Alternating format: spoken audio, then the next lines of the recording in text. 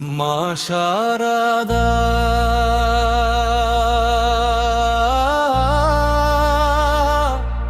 মা শারদা তুমি যে মোদের মা। সাদা কাপড়ে ঢাকা তনু নয়নে করুণা। মা শারদা মা শারদা জয়রাম বাটির মাটির মেয়ে সরলতি পান দক্ষিণেশ্বরে এসে তুমি গাইলে সেবার গান। নহবতের ওই ছোট ঘরে দিন কেটে যায় মা, হাসি মুখে সব সয়ে তুমি দেখালে মহিমা। মা শারদা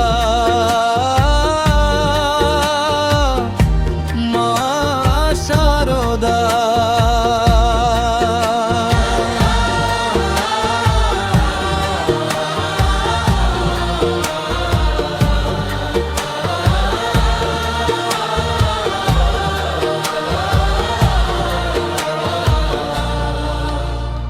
ঠাকুর তোমায় পুজো করেন জগৎ জননী মেনে, শক্তিরূপা মা জননী বসলে আসন টেনে। রেধে বেড়ে খাওয়ালে সব ভক্ত ছেলের দল, স্নেহ ছায়ায় মুছিয়ে দিলে চোখের যত জল। মা শারদা মা শারদা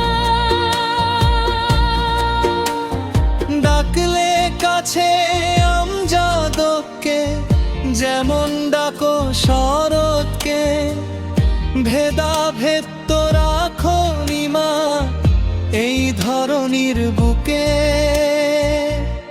মা শারদা মা শারদা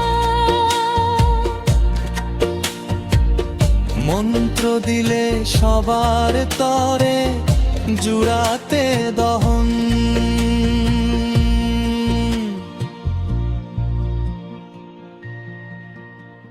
পরের দোষ দেখো না কেউ, আপন করো ভুবন।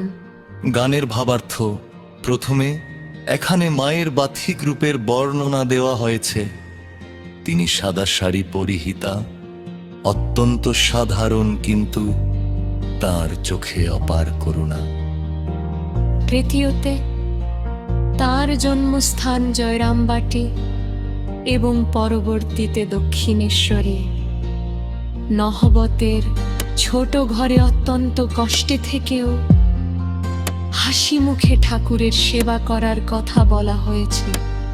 তৃতীয়তে শ্রীরামকৃষ্ণ যে তাঁকে ষোড়শী রূপে পুজো করেছিলেন এবং মা কিভাবে ভক্ত সন্তানদের নিজের হাতে রেধে খাওয়াতেন সেই মাতৃত্বের কথা বলা হয়েছে। চতুর্থতে মায়ের জীবনের অন্যতম বড় শিক্ষা অসাম্প্রদায়িকতা। ডাকাত আমজাদ এবং সন্ন্যাসী শরৎ মহারাজকে সমান চোখে দেখা এবং তার শেষ বাণী, যদি শান্তি